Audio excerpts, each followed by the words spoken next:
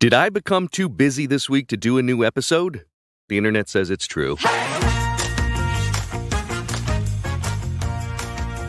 Welcome to The Internet Says It's True, where every week we learn something that sounds like it's made up, but it's really true. Part of the WCBE podcast experience. My name is Michael Kent, and I'm sorry to tell you, but I failed this week. I really tried to get a new episode out, but I just couldn't get it done. I've been on the road doing shows all week. I was in Iowa, then I went to Lubbock, Texas for a show at Texas Tech.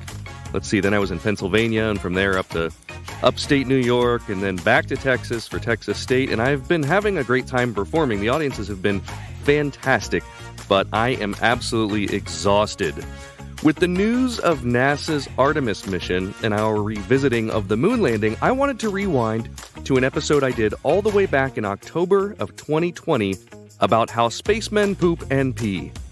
I've been wearing one of my new The Internet Says It's True t-shirts on stage, and I love it, actually. It's really soft. You can see a picture of that on my Instagram, and if you want to buy one of those, you can get it at theinternetsaysitstrue.com. Just click on merch. That's also where you can go if you want to submit a topic for a future episode. Right there on the homepage, you can do that. Finally, please consider supporting this podcast by going to patreon.com/Michael Kent and signing up. It costs next to nothing. You can start at $1 a month if you want to, and for that, you get bonuses like you can actually watch the unedited Zoom calls with guests every week. You can get every episode a week early. Although the last few weeks with me touring, it's been more like 5 days early. That Patreon, once again, is just patreon.com/Michael Kent, and that is greatly appreciated. Now, today's episode is back from before the rebrand, so here's an episode of the show when it was Tell Me What to Google. It was only our 5th episode, so you'll notice how different it was from the current format. Let's rewind all the way back to October 5th, 2020. Hey, Michael. This is Amy, and I work for NASA. I wondered if you knew about the piece of equipment that astronauts call the MAG, or the Maximum Absorbency Garment. It might be worth a Google. I think just by hearing the phrase maximum absorbency garment, I think I can guess what this is about. But I'm going to type this in, and I'm going to do a Google image search. Yep, that's a diaper. Okay, quick story. I have some very fond memories of visiting my aunt's house in Millerstown, Ohio when I was a kid, and sitting in the kitchen, getting together with all my cousins who we were all about the same age, and we were playing one particular record from my aunt's record collection. It was from the 60s folk singer Donovan, and the song was about using the bathroom in space. My romantic vision shattered when it was explained to me. Spacemen wear old diapers in which they shouldn't be. Oh, the Intergalactic Laxative will get you from here to there. The song is called The Intergalactic Laxative, and it's a comedy jig that people my parents' age know about, particularly if they were hippies or listened to Dr. Demento. Here are some of the lyrics. Wherever man has conquered, on the quest for frontiers new, I'm glad he's always had to do the number 1 and 2. It makes it all so ordinary, just like you and me, to know the greatest heroes, they had to poop and pee. I've censored that last line. I probably shouldn't have been listening to this as a kid, and I encourage you to go and search for the song. You'll be singing it all day, which is both hilarious and inappropriate. This episode is a classic tale of recognizing a problem and solving it.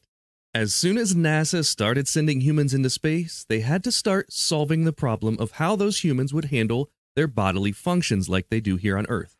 So I'm going to briefly take you back to the Apollo-era missions in the 1960s. That's one small step for man, one giant leap for mankind. NASA quickly figured out that in such small quarters as the Apollo capsules, the astronauts would need a way to relieve themselves. The missions back then were much shorter than today, but they still needed a way to go when nature called. For number 1, they connected a small rubber cuff to themselves, and it connected to a tube to a flexible bag that was all worn under their spacesuit. Going number 2 was much more difficult and couldn't be utilized during launch or re-entry. Once they were in orbit, they had the ability to do so. They had the ability to use the FCS, or Fecal Containment System. It was a bag with an adhesive ring on one end that would stick to the astronaut's butt. Very rudimentary. They were given a diet that would help with the task. They called them a low-residue food, or low-residue diets. They also contained the laxatives that our friend Donovan sung about in the earlier song. Then there was a germicide tablet they would break up into the bag, and that bag would stay on board the duration of the mission. With the liquid waste, they could actually vent it out into space, but the solid stuff, that stayed on board. It's not the best system, especially because the entire routine of removing the suit, taping a bag to your butt, doing your business, cleaning up with the included wipes, and getting your suit back on took up to like an hour to complete. Can you imagine having to drop a deuce and you got to do all that before you even can? As the space program progressed and entered the space shuttle era, they were finally able to update their methods for eliminating waste as well. In addition to that, women started entering the space program at the end of the 1970s, so they needed to be able to accommodate both male and female needs. The space shuttle actually had a toilet on board. Of course, this is a spacecraft, so it's not like a normal toilet like you would expect. This sucker was pressurized. They would use the toilet, and instead of water helping everything go down, there was a high-speed burst of air called a slinger that would create this crazy airflow that would help everything go down. The fans were so strong that it would actually separate the liquid waste from the solid waste. For liquid waste, they had a special funnel attachment they could use. A similar system is also now being used by males on the International Space Station. When it comes to females, we'll talk about that in just a little bit. The liquid waste would then be vented into space. And former NASA astronaut Mike Massimino talked with Neil deGrasse Tyson for National Geographic about how cool it was to see a urine dump. Okay, so where does the pee go if you do it in the spacecraft? In the spacecraft, it's collected and then dumped, as he described. And you would want to see the urine dump was cool because you would dump it and it would crystallize and the sun would shine on it, and it was really beautiful. Fun. It was something. I can't believe I'm having a conversation. A beautiful frozen pee in space. A urine dump. Yeah. Hey, everybody, it's a urine dump. Hey, it's a urine dump. And we, before you hit the switch, everyone go to the window and watch. That's it. Then there's the issue of solid waste. Massimino explains in a different video with Wired that they had to line themselves up perfectly because the toilet opening wasn't big like it is at home. He said there was even a training booth with a camera the camera would look up at you and would let you know if you were lined up. So talk about getting to know your body. Holy cow. In the space shuttle, solid waste was still stored on board, but before it was stored, it was vacuum dried. The whole system relied on everything to continue to work perfectly, had a series of filters and pumps that had to be continually cleaned and replaced. If not, the freeze-dried poop would create fecal dust, and if that fecal dust gets out into the air of the cabin, as soon as it hits moisture, it reconstitutes and turns back into poop. And that's exactly what happened during re-entry of STS-1, the space shuttle's very first mission. The crew was fine, they just had some toilet issues. But NASA thinks of everything, so there was a backup system. It's pretty crude, and I'll tell you all about it after a quick word about an awesome company. For the last couple weeks, I've been telling you about this company, Alder, New York. They're an inclusive skincare line out of Brooklyn. Their values line up with mine, and I gotta say, I'm a believer. They sent me some samples of stuff, and I actually really enjoy it. And I'm using their face lotion, so I guess you could say they've gotten me to alter my skincare routine. Is that pun as funny as it was last week? No? It's okay. You don't have to take my word for it because editors at Vogue magazine, Harper's Bazaar, GQ, Men's Health, and more have just raved about these products. Allure calls it simple, sleek, and highly effective. And the cool thing is, when you hear about a skincare line out of Brooklyn, you think that's got to be super expensive, but not necessarily. They have things starting at $7.99. It's clean luxury skincare that doesn't have to break the bank. They make skincare products with dermatologist-approved ingredients and plant-powered actives. And because you are listening to this podcast right now, you get 15% off your first order. Go to aldernewyork.com. That's ALDER Newyork.com. Use promo code INTERNET, and you'll get 15% off your first order. Or just use the link in the show notes. Before the break, I was mentioning that NASA thinks of everything, has contingency plans for everything. In case the toilet goes down, their backup system is called The Apollo bags. That's right, the very same system used by the Apollo astronauts were still carried on board during the space shuttle missions, just in case the toilet went down. So what about during liftoff and reentry, when they can't actually use the toilet? And what about spacewalks? The answer is the MAG, Maximum Absorbency Garment. It's a diaper, and astronauts actually use it. The MAG is worn by all astronauts, male and female, and it's a diaper. I mean, it's essentially a diaper that they need because sometimes, like in spacewalks, they're out there for several hours. They of course use the shuttle toilet right before going out, but then when they're out there, they just use the diaper, and assuming it gets used, it only needs to be changed every 8 to 10 hours. Now, you may have heard about the MAG from a slightly different context in the news. In 2007, the MAG gained attention because of an alleged instance of its use here on Earth. Former astronaut Lisa Nowak drove 900 miles from Houston to Orlando to attack her romantic rival. In order to avoid making stops, she allegedly wore a MAG, a NASA diaper, and the media had a field day with it. Nowak drove from Houston to Orlando wearing diapers. She was wearing diapers. Did she say why? She wore the diapers so that she wouldn't have to pull over during her 950-mile journey. Diapers. Diapers. Diapers? The diapers. She wore a kind of diaper. And in a bizarre display of NASA ingenuity, diapers. It's not exactly the best way for the MAG to get into the news. So that's how the space shuttle missions did it. But the International Space Station is more luxurious. It's so fancy that it has an advanced water filtration system that takes the urine on board and actually filters and recycles it into drinking water. Astronaut Jessica Meir likes to quip, "Yesterday's coffee is today's coffee." But how do you sit on a toilet when there's no gravity to hold you down? Well, there are foot restraints, handles, and little bars that pivot over your thighs to hold you in place. Meir says it provides the ideal body contact to make sure everything goes where it should. As I was Googling this story, a brand new story emerged. Just this week, NASA announced they'll be launching a new $23 million toilet to be used on the International Space Station. They're not launching the toilet up on itself. They're bringing it up with a spacecraft. I made that sound like the toilet was also a rocket. It's not. The toilet contains a brand new vacuum system, and it's said to be much more comfortable and user-friendly for female astronauts, unlike its predecessor. According to NASA, the toilet weighs 100 pounds and is 28 inches tall, which makes it 65% smaller and 40% lighter than the one currently in use.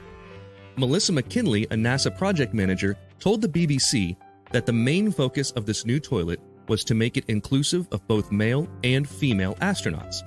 She said, quote, "NASA spent a lot of time working with the crew members and doing evaluations to improve the use of the commode seat and urine funnel to make it more accommodating to use by female crew members." She added, "Cleaning up a mess is a big deal. We don't want any misses or escapes." So there you have it. Next time you go to the bathroom, whether it be standing or sitting, just remember all the things you take for granted, namely gravity. That helps you do it. And if you ever get to that ripe old age that you have to wear a diaper, just pretend you're an astronaut and boldly go where no man or woman has gone before. It's time for the part of the podcast where I call a friend and see if they already know what we just learned. Today I'm going to call my good friend Erik Tait. Erik is a comedy magician and the host of the Penguin Magic podcast. We're going to see if Erik knows anything about space poop. What? Who is this? Why are you calling me? Stop it. How are you, man? Good to see you. I'm good to see you too. Let me ask you this question. So here's the quiz. Question number one. If you're an astronaut and you use a MAG, what are you doing? If I'm an astronaut and I use a MAG. Yeah. M-A-G. M-A-G? You got it. And it is an acronym. Oh, this is an acronym, not a shorthand. Right. Because I know magnets are used a lot in space so Velcro is used in one area and magnets are used whenever they're dealing with metals because they can't have stuff floating around. I want to say the M probably stands for mobile unless it's modular. I'll give you the M because the M won't help you. The M is maximum. This is something I should know. This is something that like a former quiz show host should have in the back pocket. It is. This is good trivia, but it's nerdy, but it's also sort of. Can I get a general hint as to like where it would be? And are we talking? Also, are we talking like space shuttle type astronaut, where like we're going to do a mission, or are we talking like a space station where like you're there for a while? It would be more astronaut on a mission, primarily used during liftoff, re-entry, and maybe spacewalks as well. And it's MAG, and the M stands for maximum. Yeah. Is this like for like supplying liquids or preventing liquids from going everywhere? It is. It is. That is a fantastic question. I want to say a MAG is like it's either like a diaper or a catheter type thing. You're right. Ding, ding, ding. It is. It is a diaper. The MAG stands for Maximum Absorbency Garment. Okay, all right. Most unnecessary acronym. I was so close to the word absorbent. I was trying to figure out like because the word that kept repeating in my head was aquifer, and I figured it was probably some. So I know in space that dealing with liquids is really perilous, right? Because liquids do not function in microgravity the same way they do in our type of stuff, like our type of gravity. And so as a result, you have to be able to dramatically absorb them so they don't end up like inside of your panels or things like that. Like liquid is a horrifying thing. It's sort of like dealing with fire at sea. Is like liquid in space is the equivalent to fire at sea. Good analogy, so being able to deal with it in a really important way, like a really specific and very precise way, I think is what I'm going for. Yeah. So I had liquid in my brain, but I was going for aquifer, not absorbency. Well, you would have gotten the answer right if you didn't have liquid in your brain. NASA announced this week that it has spent $23 million to upgrade the ISS. Mm-hmm. What specifically is the upgrade? Oh, this week. This was a news story yesterday. This was a headline yesterday. So they have been working on it for a while. Is it related to the MAG? It is. It is sort of. Do they have a new $23 million toilet? They do. They do. Ah! It's a $23 million toilet. And the whole purpose of this $23 million toilet is to more easily and more readily accommodate women, accommodate female astronauts. That makes sense because they did have that issue where they couldn't have two women spacewalking at the same time because they didn't have enough suits that would accommodate them. Yeah, the suits were too big for the women, so they had to get a smaller suit. There was if you Google MAG, if you Google maximum absorbency garment, it talks about the company that made all of the MAGs for NASA has since gone out of business, but they made so many, a third of the original supply still remains. That's crazy. And so eventually, if the SpaceX and NASA combo eventually needs, I imagine these guys are still, Bob and Doug are still wearing diapers just like everyone else. Oh yeah. They still have this exact same problem, but the problem goes all the way back to, it wasn't as big of a problem in the Mercury missions because the Mercury missions were so short, but Apollo, now we're talking about several days. Yeah. And this is fine. Diapers work fine for number one. But do you know, this is the third question. Do you know how the Apollo astronauts pooped once they were in orbit? So after liftoff, they get up there, they're weightless, they're hanging out in the capsule. How do they poop?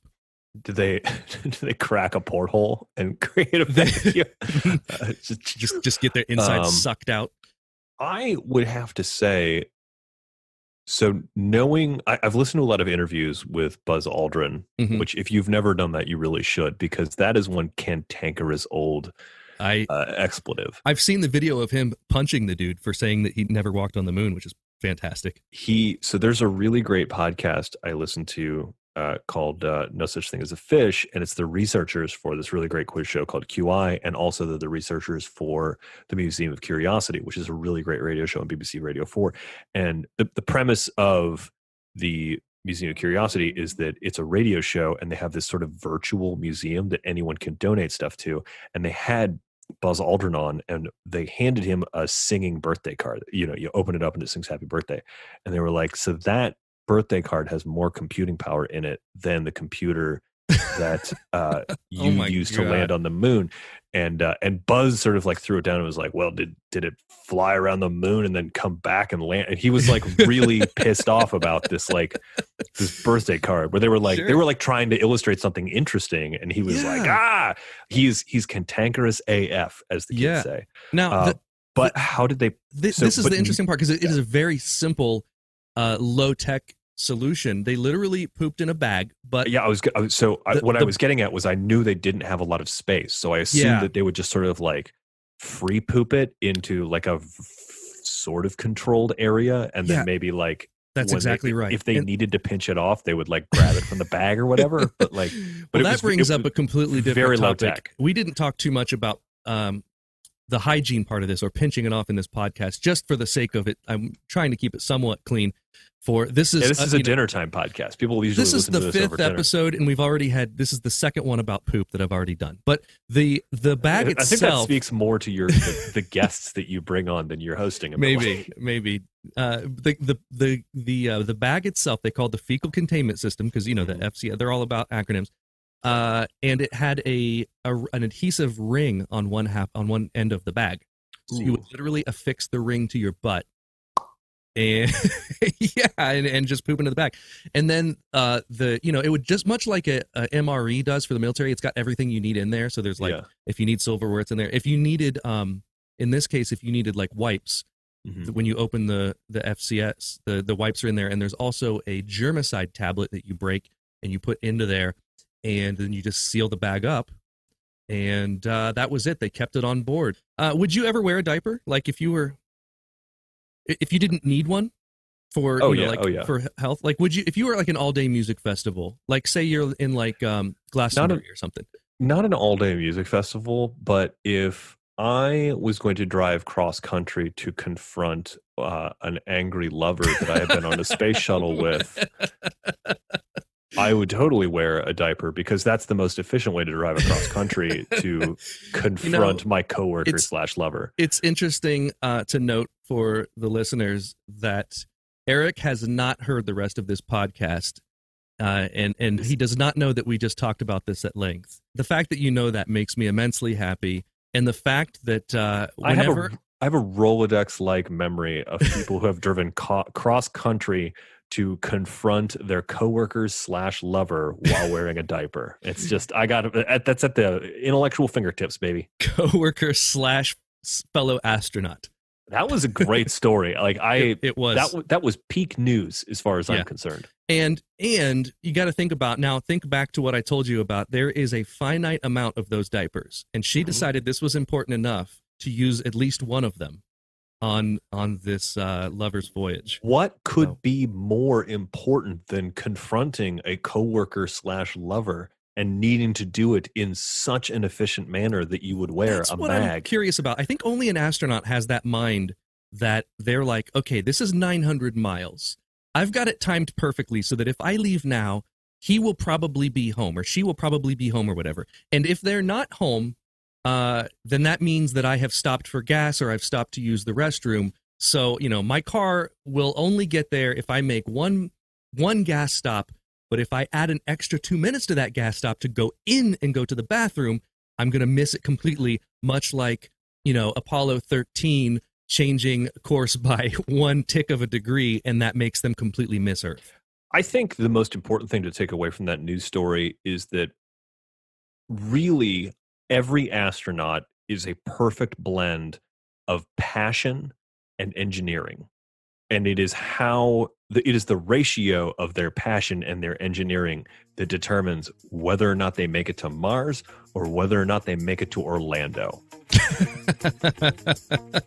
Well, that's a good place to stop, Erik. I appreciate you coming on the podcast. You guys can hear Erik Tait on the Penguin Magic podcast. Also, look him up online. He's a fantastic comedy magician. Erik Tait, thank you so much for joining me on Tell Me What to Google, and I hope to see you soon, man. Thanks for having me on. I appreciate it. I'll be back anytime. Well, that's all for this week. Thanks to Amy for the topic and to Erik Tait for being my guest. Here's a kid who once pooped in space, and that space was his pants. Thank you for listening to The Internet Says It's True. Don't forget to join up on Patreon if you want to see the unedited video of the guest appearance or to hear bonus episodes. You can do that at patreon.com/Michael Kent. Also, if you learned something that you didn't already know from the show, please visit iTunes and leave us a review with 5 stars and a few words. That's the rule. You gotta do it. That helps us a ton because that's how the algorithm works. To get the podcast suggested to more people. And that way we can keep learning something new. If the internet says it's true. The Internet Says It's True would like to thank the Patreon subscribers whose monthly contributions help to make this show possible. Sean Brown, Catherine Morgan, Bryce Swanson, Eugene Anderson, Matt McVeigh, Jim Martin, Joanne Martin, Joshua Indress, and the show's official emperor, Kick Track. The show is written and produced by me, Michael Kent. The theme song is by Finite Music Boards, and additional music this week was from Trevor Garrett. All audio clips in this episode are used for education and commentary and used under Fair Use Title 17 U.S.C. Section 107. You can listen to past episodes by searching for The Internet Says It's True wherever you get your podcasts, and you can see bonus content at patreon.com/Michael Kent.